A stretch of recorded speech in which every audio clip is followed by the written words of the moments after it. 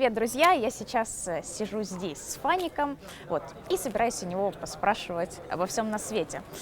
Глеб, как настроение? Не очень, Почему?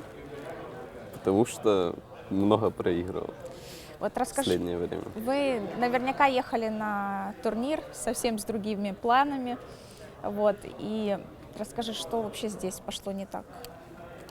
Ну, где-то что-то проиграли, где не должны были проигрывать, хотя подготовились мы хорошо, ну, то есть мы там не валяли дурака на отведенное время, которое у нас было. Ну и как-то результат не оправдал наших ожиданий, ну и в итоге минус мораль, какие-то проблемы, куча всего потекло из-за этого, ну, да, вот так вот. Ну, вы начали первые игры свои довольно неплохо, вы сыграли 1-1, а потом, ну, знаешь, как снежным комом, что ли, пошло. Ну, у нас были тоже какие-то свои, так сказать, предсказания на игры, с кем, кого мы должны выиграть, кого мы не должны там выиграть, ну, образно говоря. И много чего у нас, так сказать, не сложилось, и в итоге все плохо. Но эти проблемы все больше носят какой-то морально-психологический характер, не игровой. Потому что я спрашиваю этот вопрос, потому что на кланварах, которые вы играли здесь уже, в Сиэтле, вы убивали и Вичи Гейминг, и вы играли со всеми на равных. А вот в официальных матчах что-то, знаешь, что-то постоянно не так. Ну, где-то мы ведемся, так сказать, на мету, пикаем каких-то героев, в итоге мы не знаем, ну, образно говоря, не знаем, что с ними делать.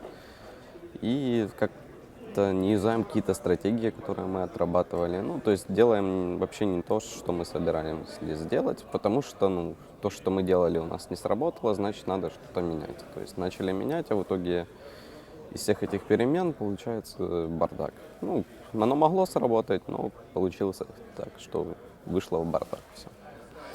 Расскажи за вашего молодого бойца Санейка. Он, все о нем называются очень хорошо, хвалят, но не чувствуешь ли ты, что, может быть, он как-то переживает на официальных играх? Это все-таки его такой первый, наверное, самый крупный турнир.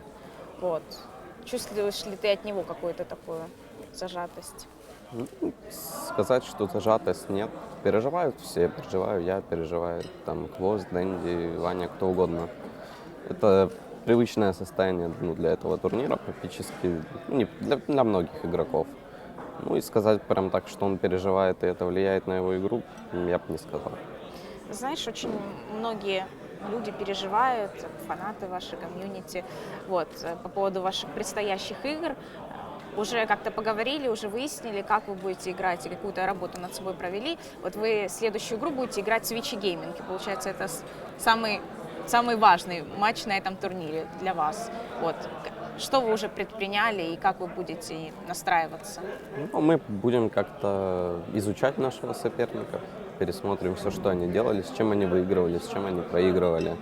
Ну, проведем какую-то работу, подготовимся и будь что будет.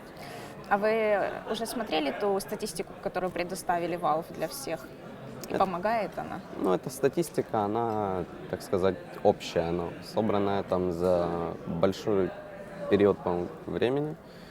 И то, что команды используют сейчас, оно все отличается. Ну, то есть там кто-то юзал определенных героев тогда, хотя тогда была версия 6.83, и эти герои там рулили и так далее. То есть в начале версии 6.84 тоже что-то рулило, потом люди что-то поняли, что-то там изменили, и уже другие герои используются. То есть вся эта статистика, она не особо решает, как мне кажется.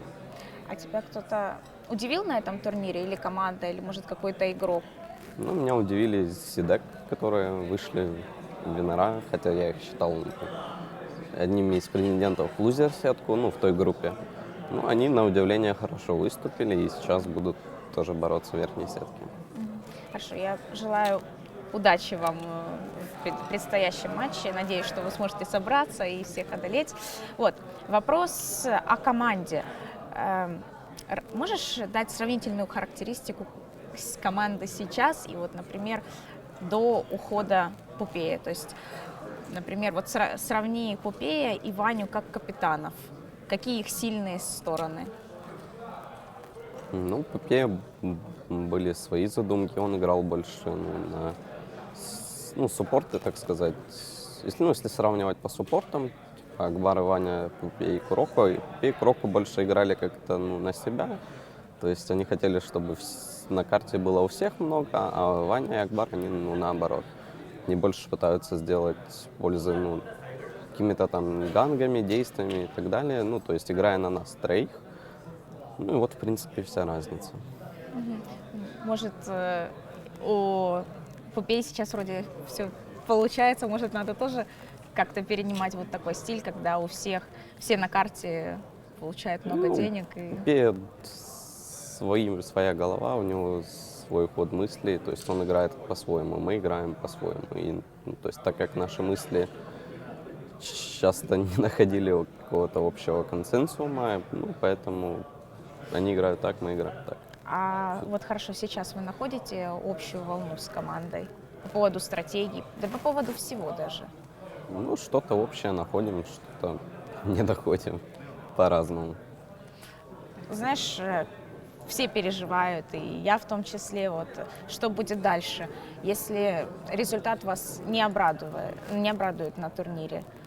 Вы будете держаться вместе или это такой вопрос провокационный, может, но Вопрос провокационный, но все-таки комьюнити переживает и жаждет ответа. никто не знает, что будет. То есть, по большей части это, конечно, зависит от результата. Кто его знает. Понятно. Ладно, вопрос такой. Расскажи, пожалуйста, про свою лигу Faceit. Расскажи, что это и вообще, почему ты начал этим заниматься?